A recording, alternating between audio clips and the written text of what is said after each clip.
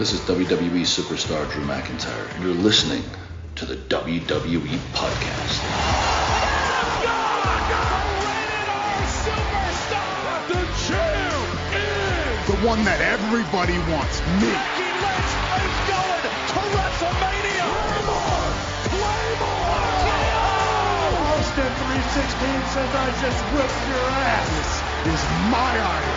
You're going to acknowledge me. Welcome, everybody, to the WWE Podcast, and we have Anthony DeMarco back with us, and we're going to talk about the current state of WWE, and I really don't know where else to begin other than saying welcome to the show, and are you ready to talk about Vince and Triple H and everything else going on? Dude, I am so ready for it. It feels like not too long ago that we were having this very discussion when this show was called What If, and what would happen if he stepped down as chairman and CEO of the company. And I remember at the end of that show, both of us said the same thing. Just like, oh, it was fun to discuss it, but we all know that's not going to happen anytime soon. And lo and behold, less than 6 months later, here we are. And now we get to discuss actually what happened and the tangible outcome of Vince stepping away. It's amazing. Now, I think we were still right that we may not see this for many years if Vince wasn't put in this situation. If the scandal never came out and he was still at least viewed as squeaky clean, then this would still not be a discussion for probably another 15 years when Vince either died or was mentally no longer capable, which I think he was on that road anyway. But to me, this is a force out. This is Vince, the company, the board, allowing Vince to go out with respect and honor by quote-unquote retiring, when we all know it's related, obviously, to the investigation, and the investigation probably had way more underneath the surface than we saw, and maybe stuff beyond that of course I'm sure we'll never know. So what did you think when you saw this news that Vince put out on Twitter, and he said, thank you for, at 77 years old, it's time to retire? We've read his tweet. Were you sitting there going, is this fake news? Like, did it shock you? What was your initial reaction?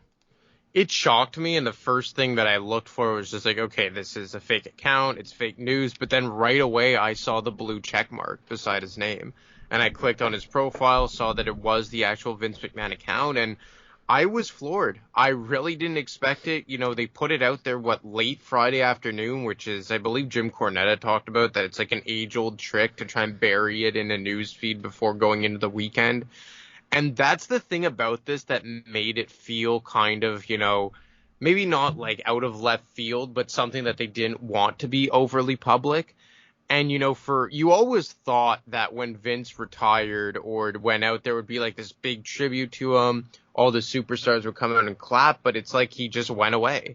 And the lasting memory we're going to have of Vince is jumping off the steel steps on Monday Night Raw in John Cena's return and celebrating his 20 years in the company.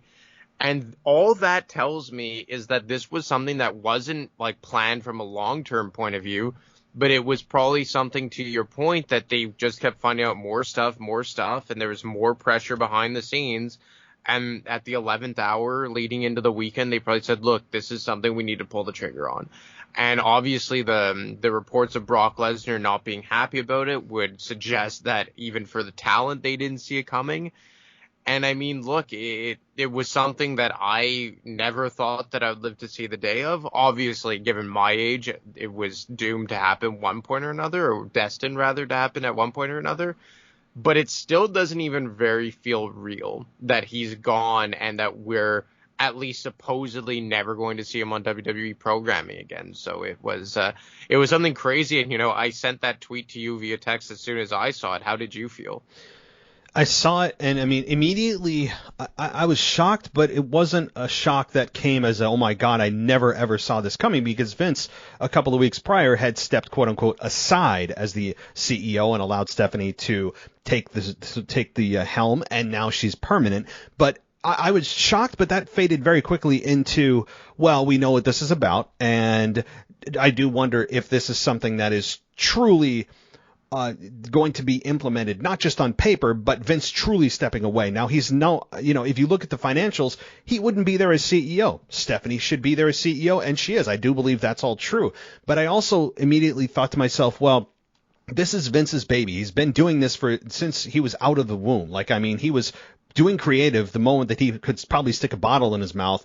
He was, just working in WWE. So I don't think that truly Vince McMahon is ever going to step away completely. And what I mean by that is he is still the majority shareholder of WWE, which means he has a legal right to have an impact or a say in what goes on in WWE because he has the majority share. Now, if he ever gives that up, we don't know, but he's not obligated to. It's just like anybody else when you buy shares in an organization. So I think that he will still have some say. I'm sure that he might still be brought in, maybe informally, under the radar for certain topics and things that they want advice on. I'm sure he'll still be brought in on that. They'll never ever admit that publicly, but I have a very hard time believing that Vince is just, as of that tweet, immediately just sitting at home, everything's off, no more Twitter, no more social media, no more anything, just sitting on his couch, watching Netflix. I have a very hard time believing that because Vince, this is his life. And so he may be formally gone from the company, but I just don't think that, given he's a majority shareholder and he has a legal right to have a say, and the fact that he's in his blood and his DNA, that he's ever really going to be gone when they will probably bring him in informally, maybe as kind of like a consultant type role when needed or something along those lines. Do you see that being the case, or do you think Vince truly just stepped away and ripped the Band-Aid off? No, I think that behind the scenes, that in, let's say, on more the business side, he's going to be, leaned on for big decisions. And, look, again, I believe it was, I think you had said it on your podcast that, look who's in charge now. It's Stephanie McMahon, and she's, a chip off the old block. She's been being groomed by her dad for the last 20, 25 years or so. But I think for me, I'm not sure if he's going to be directly involved in creative. And, as a fan, that's the part that you really focus on more, is how is this going to affect the on-television product? And for me, I'm saying John Laurinaitis is gone, who was a big Vince McMahon guy. Now there's reports this morning that Kevin Dunn is going to be forced out, and he is arguably the biggest Vince McMahon guy there is. Everyone had assumed, and I saw a report yesterday, that Bruce Pritchard was going to head up creative. That's no longer a thing. It's going to be Triple H leading creative. So in my mind, I'm saying a lot of Vince's foxhole guys are being pushed out or being stepped over in terms of power within the company, at least on the creative and the production side of things. Now, obviously, as a majority shareholder, he has the legal right to be involved in the big business decisions. But as far as creative goes and the on-screen product goes, I'm starting to think that maybe this is going to be a major shift, because when you see guys like Laurinaitis, Pritchard, and Kevin Dunn all get stepped over, it lends itself to believe that, maybe this is a dawn of a new era. And for you, how big of a decision is it that we're going to see Triple H as head of creative over Bruce Pritchard? I think that's a huge deal. We all know that Triple H with what he did with NXT, bringing it from the whole, what was it? Basically a Double Dare show of carrying, stupid crap around the ring and doing just basically making NXT at first a complete joke, turning from that into a global brand, creating NXT UK, making a product that was about wrestling again, that people loved. It almost felt NXT, when it was originally started to grow and it reached its peak before NXT 2.0 and Vince got his hands on it, it almost felt like a non-WWE show. It felt like its own counterculture within an organization that still owns it. It was very weird, but it was attributable to the success in the mind of Triple H and how he, given he was a wrestler and he was an executive, he understands both roles. It's a very rare skill to have, and it's really a testament of Triple H's ability to tell stories and focus on just wrestling. And yeah, there's entertainment, but I think Vince took entertainment too far, and I think he puts too much stock in the comedy part of things. And don't get me wrong, Vince is a genius, but he had his flaws, and I think Triple H doesn't look at the way that Vince looked at wrestling. And so I think this is going to be a big shift, but I don't think it's going to happen immediately. See, people, as fans, we look at this, some people did, and go, oh my God, yes, hell is frozen over, and WWE, everything is going to be perfect now. There's going to be great storytelling and all this stuff. I don't believe that to be the case. Even though you have Triple H, say that these reports are all true, I'll take it at face value. You have Triple H now in charge of creative, and Bruce Pritchard is going to be underneath him, and you have Kevin Dunn possibly gone, and you have obviously Stephanie now the new CEO. Along with Nick Khan, don't forget that she's CEO with Nick Khan. But with all that said, it's like, well, yeah, but those are still the same players in the organization. They're in different roles, but they're not different people. And in order to see massive change, I don't think it's going to happen overnight. I think it's going to be an evolution. You'll start to see small things that maybe Vince wouldn't do that Stephanie and Triple H do. It's going to be a small, steady evolution. And you know what? I'm okay with that because that's a smart way to implement change. You don't want to just 180 on Raw and you're like, whoa, the cameras are different. The music's different. The way that they do promos, like the announcers are different. Like everything from top to bottom is different. I don't think that's a good way to implement change. So I think it's going to be something where you have to take it 6 to 12 months at a time and look back and go, wow, they did change this and this and this. It's a slow burn. That's the way I'm looking at this in terms of change. Yeah, I agree. And one thing that kind of shocked me over the last number of years was that Triple H had been seemingly pushed out of positions of power.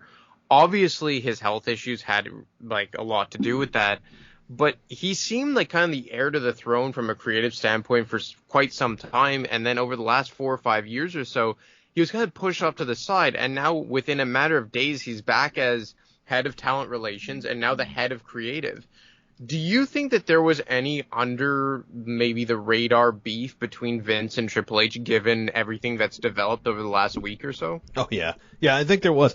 I think it's because that they probably differed on a lot of creative decisions. I mean, Triple H, don't forget, was demoted. I mean, he was the COO and then for I think a couple of years and then got demoted by Vince McMahon. So I think that there was some friction there. I'm sure when he took NXT over and started to realize, wait a minute, what's this NXT thing called? Like, what is this? I'm going to turn it into NXT 2.0 and make it better. I mean, I think there was some resentment there with Triple H having to give over creative control to then Vince McMahon at the time and having Vince turn it into his vision of what NXT should be. Triple H was very successful in building it from nothing into a credible brand, a third brand, and then Vince gets his hands on it. I think there was some resentment there. I'm sure with certain creative decisions, they had differed greatly. So yeah, I'm sure that while they respected one another, there's no doubt that they had some friction going on, especially with the whole NXT 2.0 thing and Vince getting, turning it into his own vision of what NXT should be. So yeah, definitely. And one thing I've been thinking about a lot, and I think you've brought it up, like how his retirement is now happening at the same time as the sexual allegations. And it's no coincidence, right? And then I think about this TV-14 business. Mm-hmm. Is that a coincidence that it's coming now into discussion all at the same time that Vince is retiring and Triple H is back in power? And I'm starting to think, like, did they see this coming down the pike for a few weeks and had been discussing, okay, well, when Vince is out and I take over, or Stephanie and me take over, I'm speaking as Triple H, of course, we're going to turn it back into TV-14 because I know what it used to be and how to get fans back. Like, do you think there's any correlation between Triple H taking over creative and the talk of TV-14 recently? I'm not a person that believes in coincidences generally. Now, coincidences can happen, and you could make an argument that not everything is a conspiracy and all that. But this is very suspicious that after 14 years, that during the exact same time period that Vince is under investigation, Stephanie mysteriously takes time off 2 months before it goes public. Triple H then gets the reins as the head of talent relations, on top of 2 weeks before Vince gets ousted as the CEO. You have the announcement that WWE is looking at going back to TV-14. This is all just too coincidental that it all happens at once. I think that they all saw this coming. Maybe they'll never reveal this. I hope in a future documentary when it's safe and you don't have to worry about legal ramifications or public backlash, that there is a documentary done on this. I really hope that people are right now smart enough to get as much footage as possible with maybe Vince and maybe doing interviews. And I know it may be too soon, but right now somebody has to be somewhere. A&E or WWE themselves has to be thinking about putting a documentary together on this, because it's going to be a lot of fun to watch it maybe in a few years whenever it's actually released. But I don't know. Who knows if that's going to happen? But no, this is not coincidence. It can't be, because it's Triple H right now. You can't tell me that Vince leaving, Triple H being put into power at the head, as the head of creative, on top of the way that they're going to do creative is going to change, but that was announced before Triple H was put in. It's too coincidental. Do you think it's coincidence, or do you think maybe you're of the belief it is coincidence?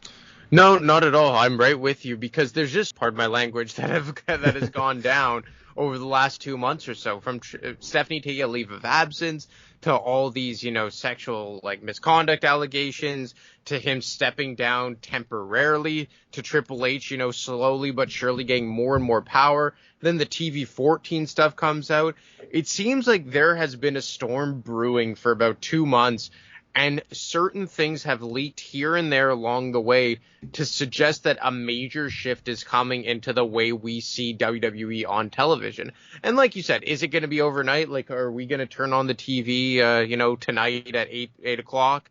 And it's going to be, ruthless aggression all over again, or Austin driving out a beer truck? Of course not.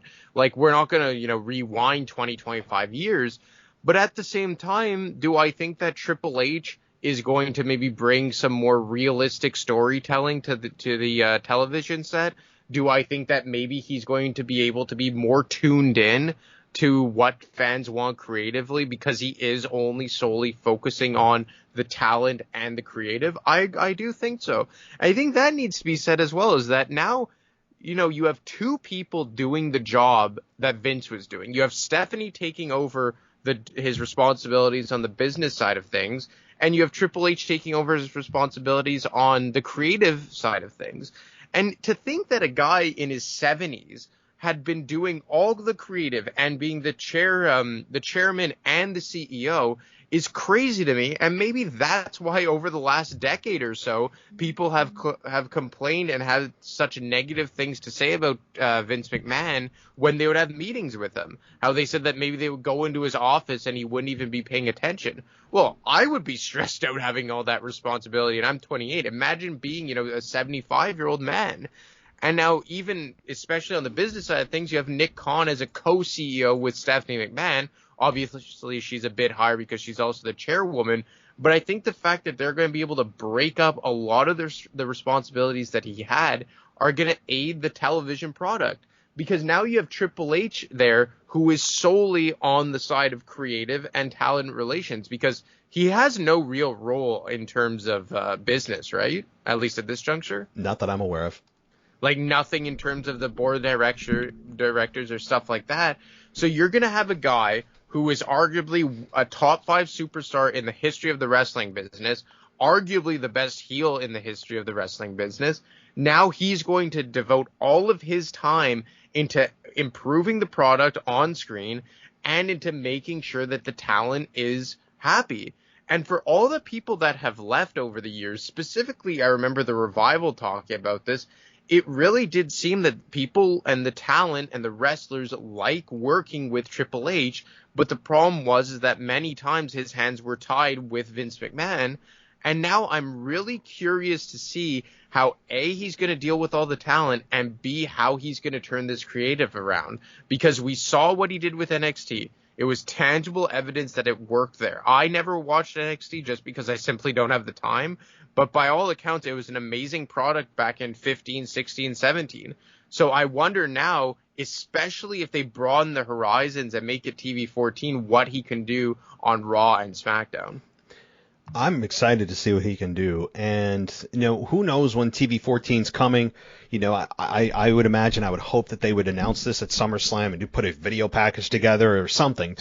When you have the most eyeballs on your product, why would you not, just put a 2-minute thing together of, okay, here's TV 14. It's going to be debuting September 1st, maybe Labor Day. I don't know, something around that time, or maybe that next Monday night. Who knows? But I would hope they make an announcement and don't just only make the change with the actual label in the top left corner. Oh, it's TV 14. Make a big deal about it. They should make a big deal about it, because I think that's going to make and bring fans back. They shouldn't do it quietly. It should be something announced, shouting from the rooftops. I would hope.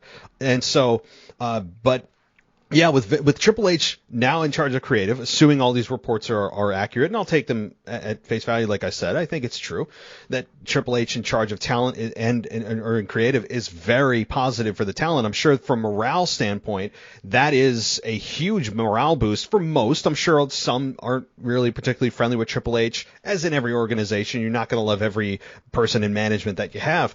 But if Vince McMahon was the bottleneck, if Vince McMahon was the reason that a lot of good creative ideas didn't come through, then you no longer have that bottleneck, because the final say would go through Stephanie, who you'd imagine would be in alignment with Triple H in his final say. So Vince McMahon is no longer a factor in that final decision of putting out a storyline maybe Vince wouldn't have, or pushing somebody that Vince wouldn't have, or whatever. Maybe the days of pushing somebody like Roman Reigns as a babyface for 7 years out of spite in the fans is gone. Maybe they're actually going to be a little bit more receptive to what the fans want, and not just try to outsmart them and make them want something that they didn't know they wanted, when that's not always the case. So I'm really excited to see what the next 6 to 12 months will bring. I know people want instant change. You're not going to see instant change like we said. So this is going to be a really fun next year to really, this time next year, go, remember when Triple H took over? Look at all the stuff that's changed.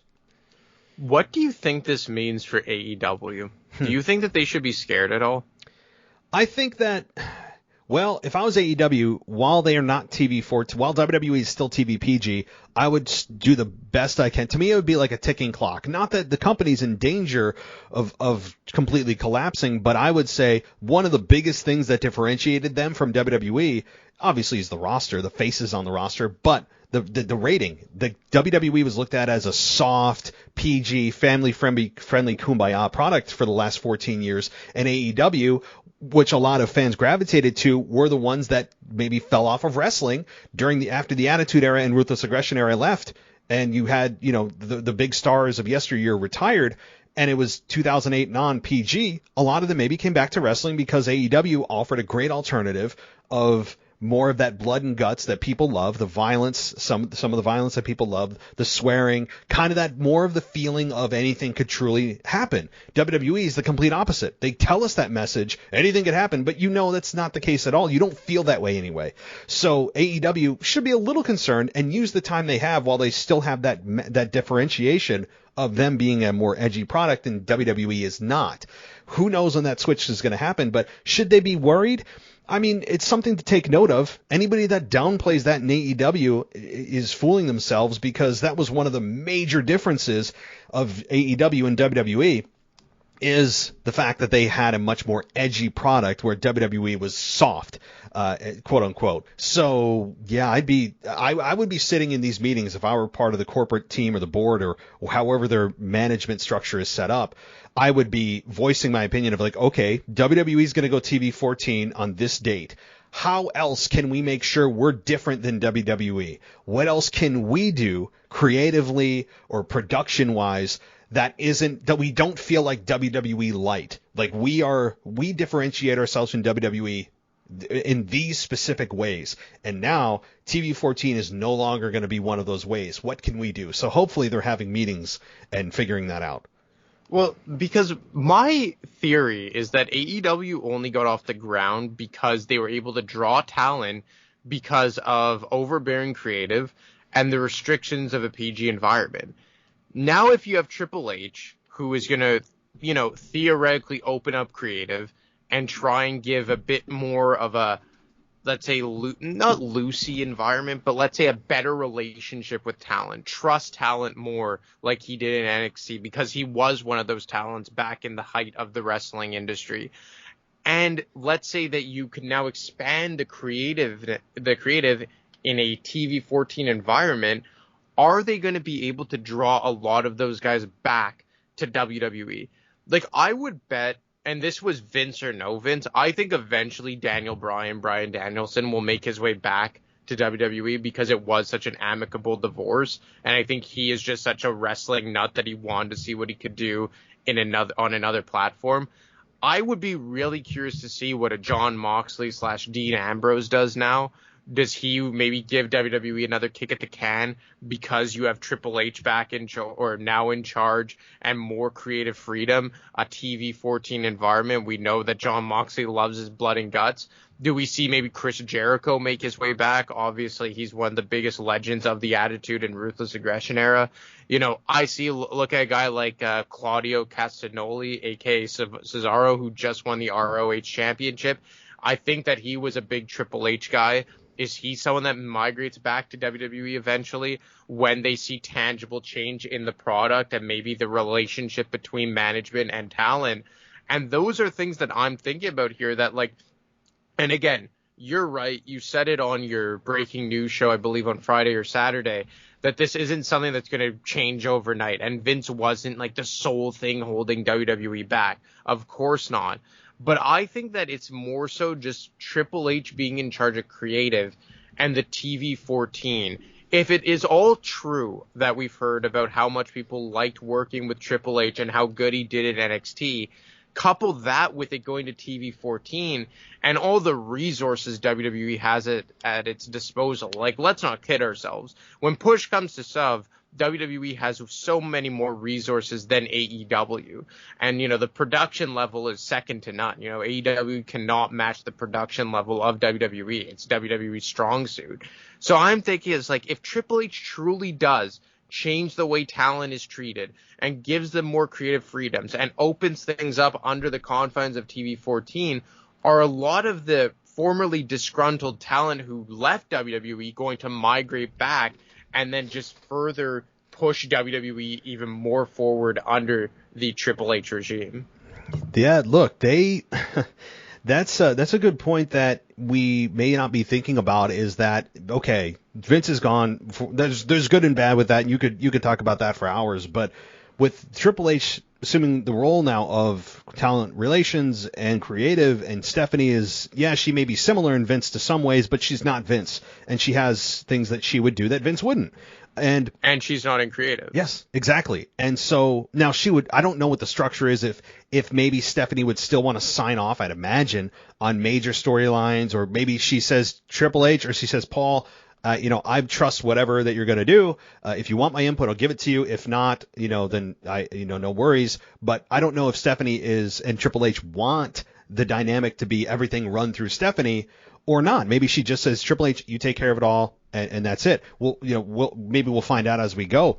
But that's the one point that I don't think I've heard before is, okay, Triple H and Stephanie could completely change the culture of WWE, where we've heard so many people come out of WWE, do podcasts with Jericho or others, and they just rip it apart as if, now not the entire time, but the big problems they have are the culture. People are scared for their jobs. They can't go out and on a branch and do something creative that they want to for fear of losing their jobs. That's not a great environment to be in. That's a toxic environment. It's a stressful environment. It drives people away from doing their best and want to really not be there.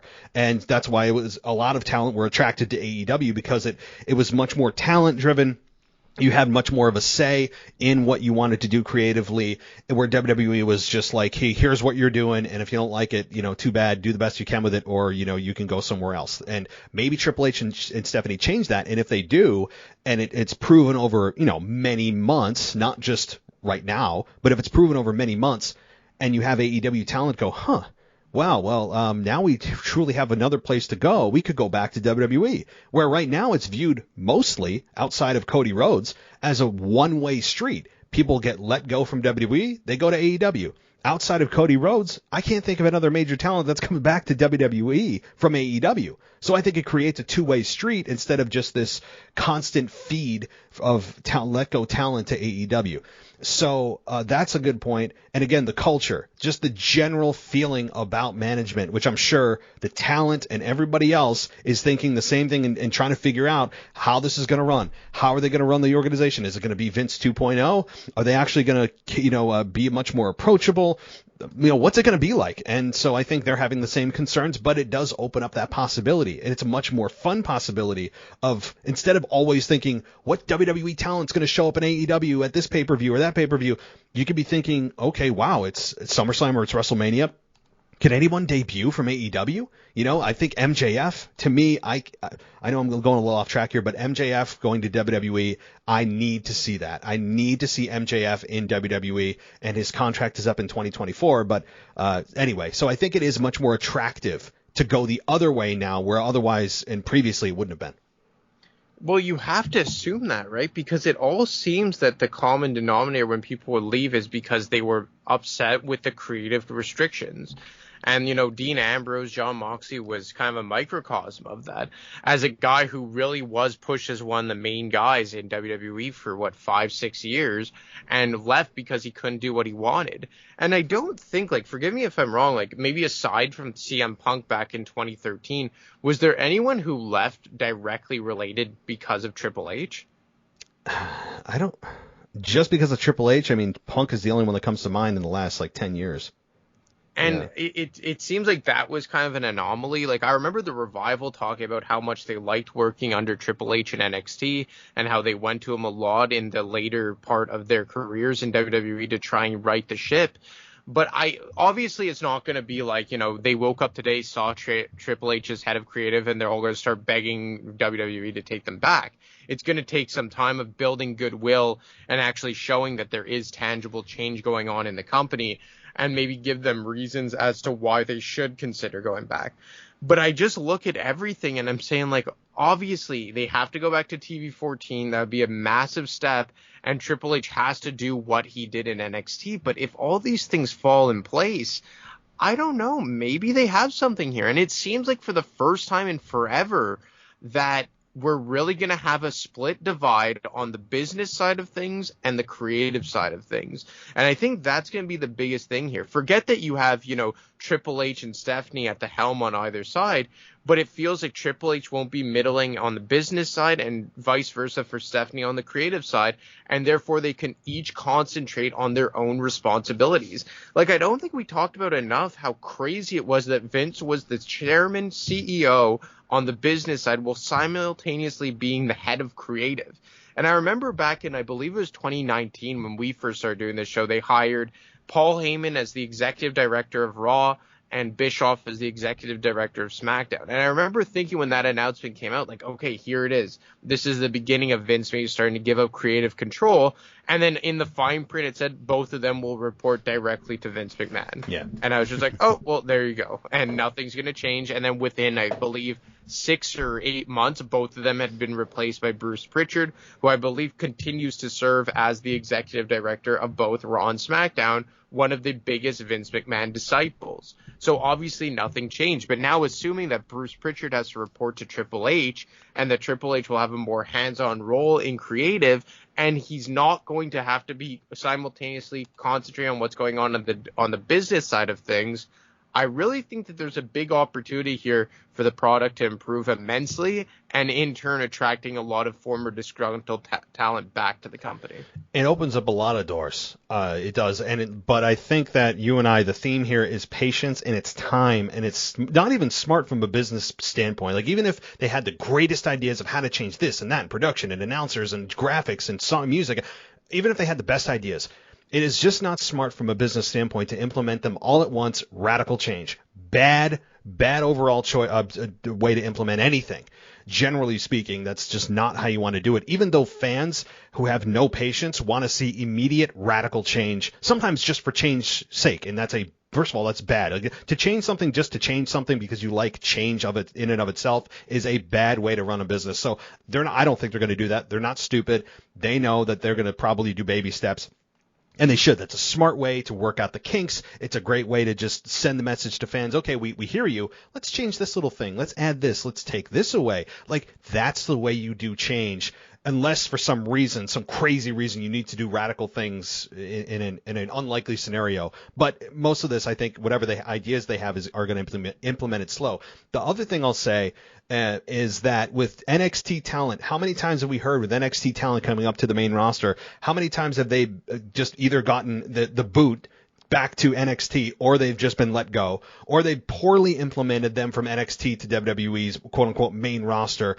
I don't think you're going to see that a lot now. If Triple H is in charge, of that particular process, because Triple H is the one who's going to be running NXT. You don't have Vince McMahon who's going to Vince McMahonize them or quote unquote fix them up to the main roster, where Vince likes to change some things that NXT made them in their entrance or their music or their promo. He'd have to put his fingerprint on it. Well, you're not going to have that. It should be a much more seamless integration from NXT to Raw or SmackDown, because Triple H is the one who's going to help them develop their character down there and then bring them up to the main roster in a way that makes them feel organic, makes them feel much more comfortable in the main roster. They're not changing who they are. They're not trying to do something that Vince wants that for some reason he thinks is a better idea.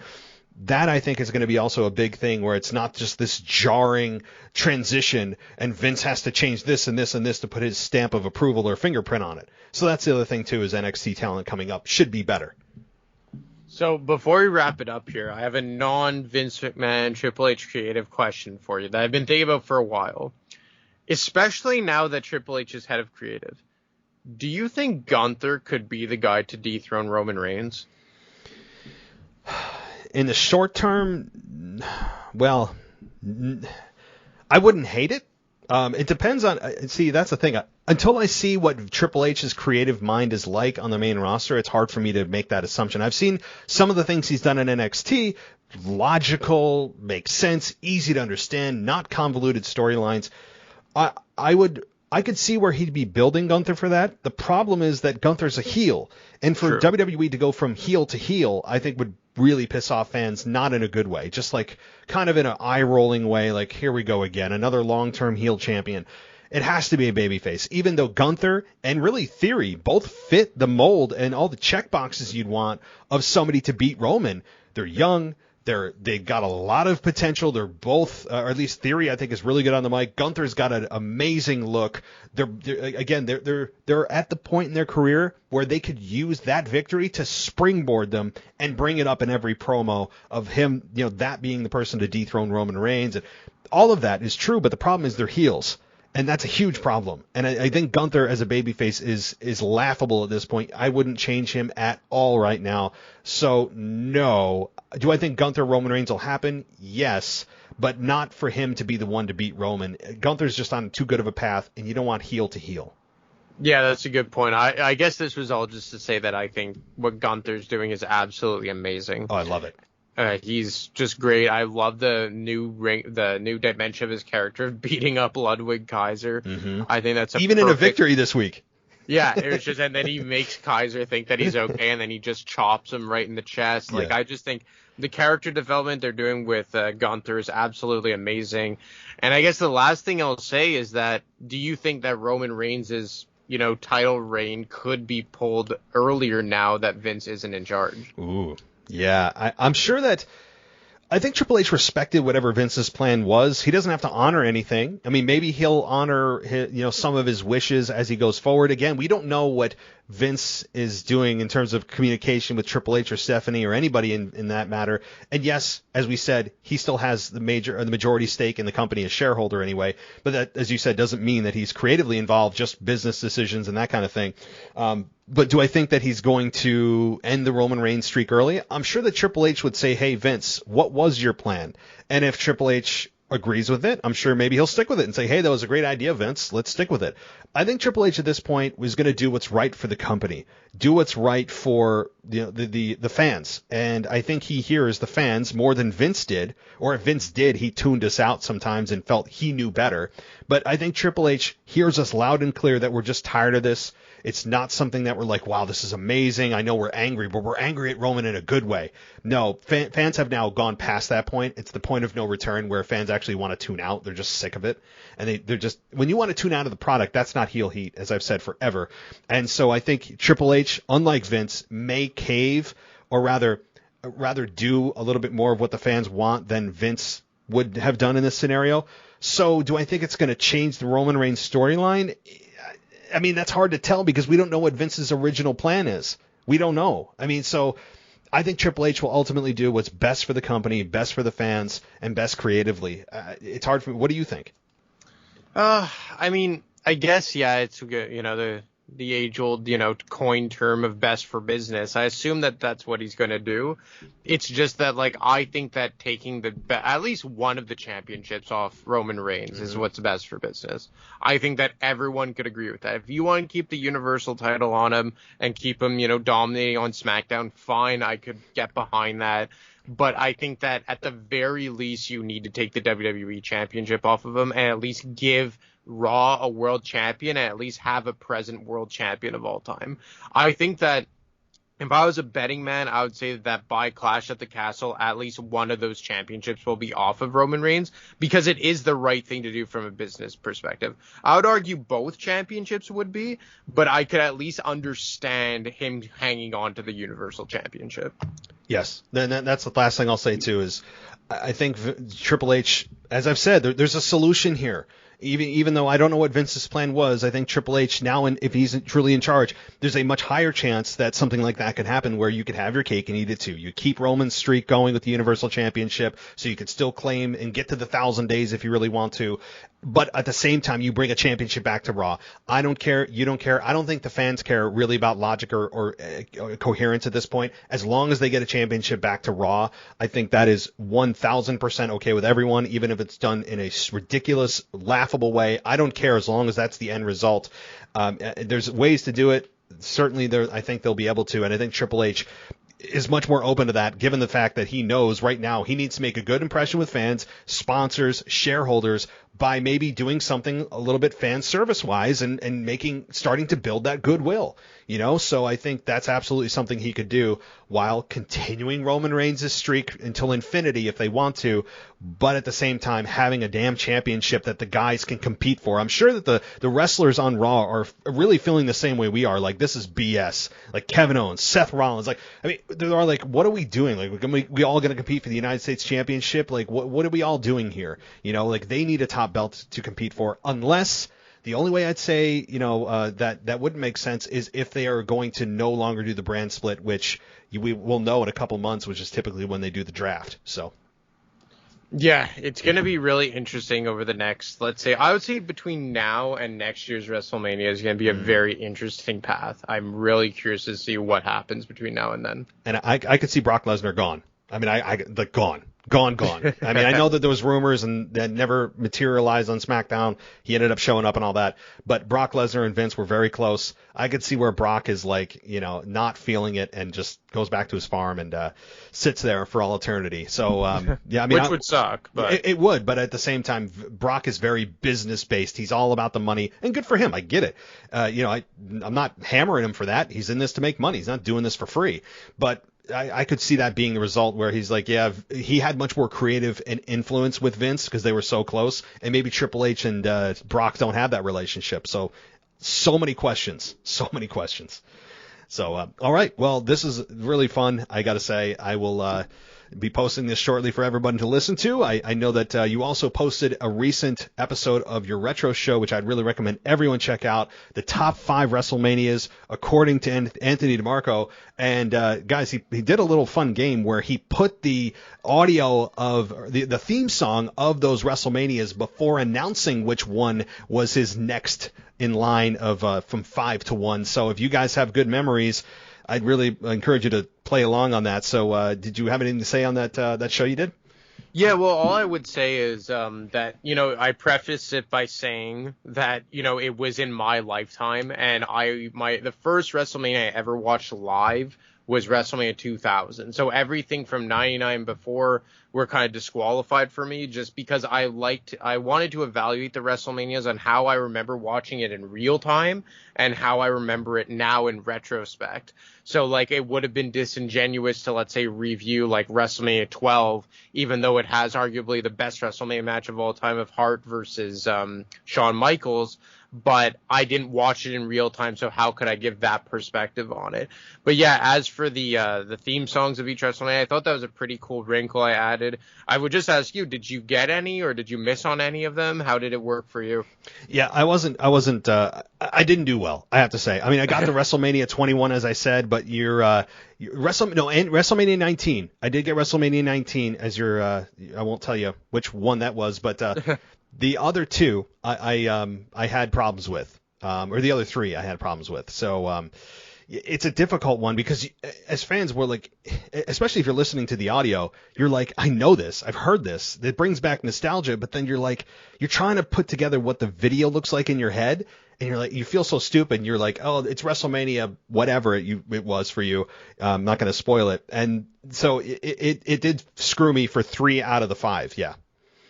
Yeah, and like we had talked about, there was one particular video package of one of the WrestleMania main events that I think a lot of people don't remember. And I remember thinking back when I was, told, because that one came in number 5, and I had, let's say, 3 or 4 very hotly contested ones to put in at number 5.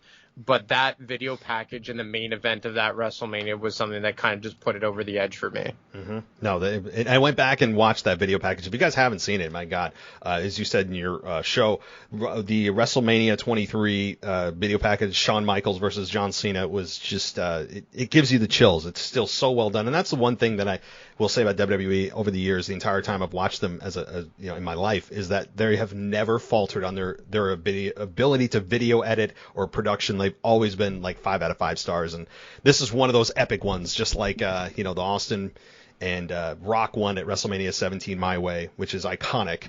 But yeah, so everybody go check that out, and that drops every single Friday as well. And we will be back same time next week as we wrap up whatever the hell happens at SummerSlam this weekend, which is, I have a feeling it's going to be an eventful one. I know that some people aren't excited. We've heard reports of people in WWE who aren't excited about their own product at SummerSlam, but I think there'll still be enough to talk about with possible returns and that kind of stuff that could lead to WrestleMania 39. So, Anthony, thanks so much, and we'll talk next week. Yeah, man. Looking forward to it. Take care. Thanks for listening to the WWE Podcast. Don't forget to subscribe on your favorite podcast app so you don't miss a show, or head to WWEpodcast.com.